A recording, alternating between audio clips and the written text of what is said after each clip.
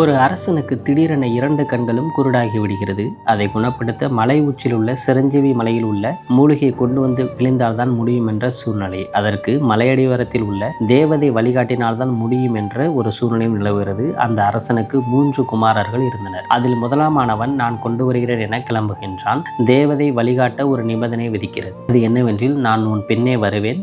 நான் இடது பக்கம் திரும்பு என்றால் இடது பக்கம் திரும்ப வேண்டும், வலது பக்கம் திரும்பு என்றால் வலது பக்கம் திரும்ப வேண்டும். நீ நடப்பதை நிறுத்தக்கூடாது, நடந்து கொண்டே இருக்க வேண்டும். எது நடந்தாலும் பின்னால் திரும்பி பார்க்க கூடாது என்றது. இதுதான் அந்த நிபந்தனையாக காணப்படுகிறது. முதலாமானவன் நடந்து செல்ல தேவதை வழிகாட்டி சென்றது. திடீரென பின்னால் வரும் தேவதையின் சலங்கை ஒலி கேட்கவில்லை. என்ன ஆயிற்று என தன்னை அறியாமல் முதலாவது வந்தவன் திரும்பி பார்க்கிறான். நிபந்தனை மீறிவிட்டான்.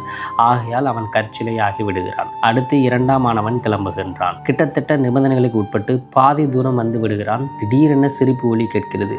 ஆர்வ மிகுதியால் திரும்பி பார்த்து அவனும் கற்சிலையாகி விடுகிறான். 3ஆம் ஆனவன் அடுத்தும் வருகிறான்.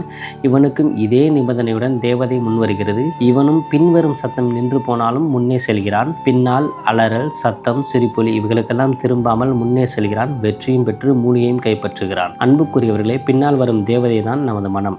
நிபந்தனையை விதித்துவிட்டு செயல் உறுதியை தடுக்க எல்லா முயற்சியும் செய்யும். அதை புறக்கணிப்பதில் தான் நம்ம வெற்றியும் அடங்கி உள்ளது. மனதில் தோன்றும் பாவமான பாரமான காரியங்களை பேசவும் செய்யும். மனது மூலம் சாத்தான் சரீரத்தில் செய்ய வைப்பான். அதற்கப்புறம் நீங்கள் கற்சிலையாய் மாறி இதுவரை நீங்கள் செய்து வந்த வேலை, படிப்பு, ஊழியம் எல்லாவற்றையும் உங்களை கொண்டே சாத்தான் தந்திரமாக உங்களை விட்டு நிறுத்தி விடுவான். அதாவது உங்களை கற்சிலை என்ற கோபம், வைராக்கியம், முறுமுறுப்பு எல்லாமே உங்கள் மனதில் சாத்தான் தோன்ற செய்து நீங்கள் செய்து வந்த சகலவற்றையும் நிறுத்தி விடுவான். அதற்கு பின் தேவன் உங்கள் மேல் வைத்த திட்டங்களும் தீர்மானங்களும் நோக்கங்களும் வீணாய் போய்விடுகின்றது. உங்கள் ஆவிக்குரிய வாழ்வு, குடும்ப வாழ்வு, எதிர்கால வாழ்வு எல்லாமே நாசமாய் சூனியமாகி விடுகிற ஒரு சூழ்நிலை நிலவுகிறது. எனவே இந்த வினாடியே மனம் திரும்புங்கள். நீங்கள் தவறு செய்திருந்தால் உங்களை திருத்திக் கொள்ளுங்கள். மற்றவர்கள் தவறு செய்திருந்தால் மன்னியுங்கள். கிறிஸ்தவ வாழ்வானது ரோஷம் இல்லாத வாழ்க்கையாகும். எது நடந்தாலும் கர்த்தர் பார்த்துக் கொள்வார் என்று நினையுங்கள். இன்று மட்டுமல்ல, உலகத்தில் உள்ளவரை பலவிதமான பிரச்சனைகளின் பாரங்கள் உங்களுக்கு வந்தாலும், உங்கள் மனதில், வாயில், செய்கையில் பாவங்கள் வருவதற்கு சாத்தான் முயற்சி செய்தாலும் அதை இயேசுவின் நாமத்தில் தள்ளிவிடுங்கள். அப்பொழுது பிழைத்துக் கொள்கிறீர்கள். வேதாகமம் சொல்கிறது, பாரமான யாவற்றையும் நம்மை சுற்றி நெருக்கி நிற்கிற பாவத்தையும் தள்ளிவிட்டு